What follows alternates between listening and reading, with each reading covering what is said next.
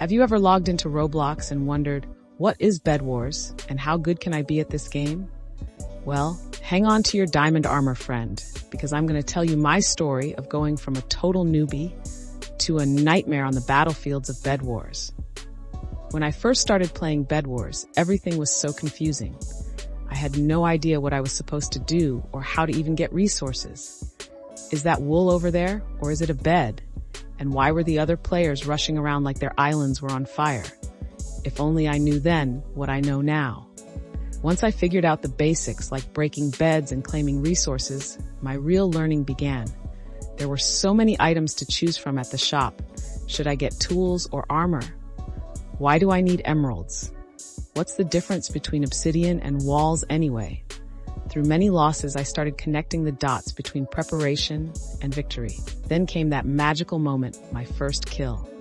The rush of adrenaline as we clashed swords, the narrow escape by the skin of my teeth, and the satisfaction of watching their items spill across the void. I was hooked. Every match was teaching me something new, whether it was mechanics or strategy, and with each lesson I felt myself improving. Before long, I started winning more often than not.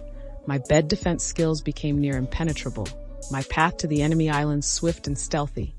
I learned all the tricks like bed trapping and how to 2v1. The noob I once was had grown into a Bedwars veteran, nightmare of the servers, dreaded by all. My how times have changed. From those early confusing days to now, Bedwars has brought me countless hours of fun, action, and improvement. I look back proudly on my journey from newbie to nightmare. But the adventure is far from over. There are always new strategies to discover and skills left to hone. Now, when I see other new players just starting out, I try to give them a helping hand so they too can experience the thrill of getting good at Bedwars. Who knows, maybe I'll see you on the battlefield. While mastering the basics of Bedwars on the standard maps, I started branching out to try different maps with their own twists. Some maps like skyscrapers took bridging and movement to dizzying new heights, while crowded close-quarter maps like Highland rewarded pure PvP prowess.